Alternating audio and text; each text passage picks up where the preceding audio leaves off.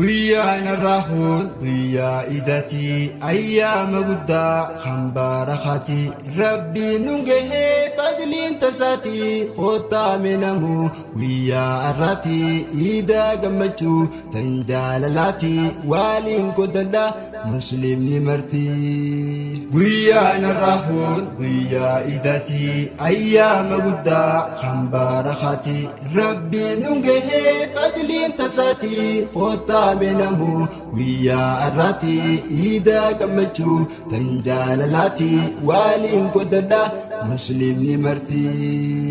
Wiya gammachuu islaama hundaa dhiiraaf dubartii xiqqaa fi guddaa hundi keessanuu gammoojjii baddaa bagatti geessan isiniin jennaa bagatti geessan isiniin jennaa wiya gammachuu saniif haa ta'u waggaa dhufullee isanagahu. Guyyaan arraahuun guyyaa idatii ayyaama guddaa kan barakati rabbiin nun gahee fadliin tasaati koottaame namuu guyyaa arraati idaa gammachuu tan jaalalaati waliin godhadha muslimni marti.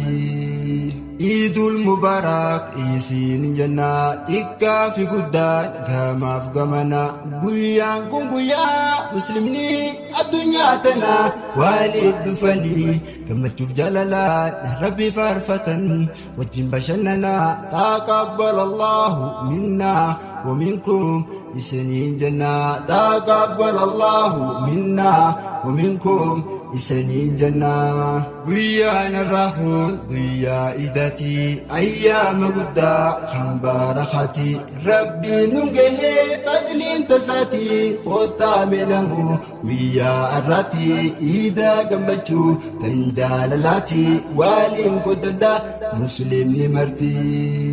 Nuti muslimni ida lama qabnaa idul adhaaf tan fitrii tana guyyaa caaluu guyyaa raantana idul mubarak jennee itti walee bifna takbirta kharara direera wal genya hamdi rabbii keenya galata galfanna.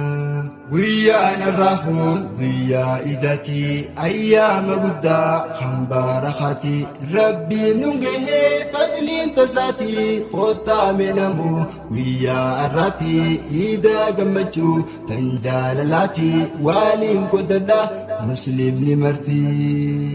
Way guyyaa arraa waagaa gammanne fiiraa fi ollaa wal afeeranne way guyyaa arraa waagaa gammanne fiiraa fi ollaa wal afeeranne hiriyoonninis wal biraa dhufne wajjin nyaannee dhuyne waan qopheeffanne hoflaa taphachaa wajjin qooddanne daangaa rabbichaa kan tarkaanfanne.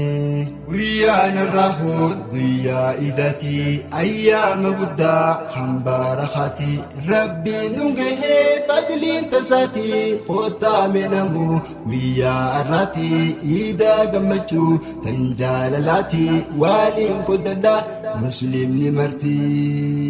Bar guyyaan arraa guyyaa milkiti ayyaana dhufuu waggaa waggaatti akkamiin dabarsu jirtaati warraa fi maatii keessan keessatti yaadadhaa ijoollee qabnee abbootii hiyyeessa dhabaa qabnee humaatii. Dhaamsa koo gabaabaa sitti naaf hageessu anaafis siifillee rabbi haa laaffisu guyyaa arraan tanaa khayriidhaan dabarsu dhagaa nyaachisu garaa waa uffisu qabeenya nuu kenne nuuf haa laaffisu.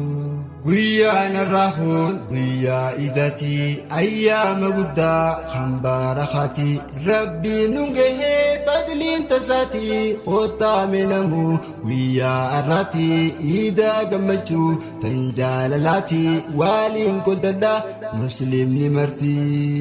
Guyyaan arraahuun guyyaa idatii ayyaama guddaa kan barakati rabbiin nun gahee fadliin tasaati kootaa meenamu guyyaa arraati iida gammachuu tan jaalalaati waliin qoddadha muslimni marti guyyaa narraahuun guyyaa iidati ayyaama guddaa kan barakati rabbiin nungahee fadliin tasaati kootaa meenamu guyyaa arraati iida gammachuu tan jaalalaati waliin qoddadha muslimni marti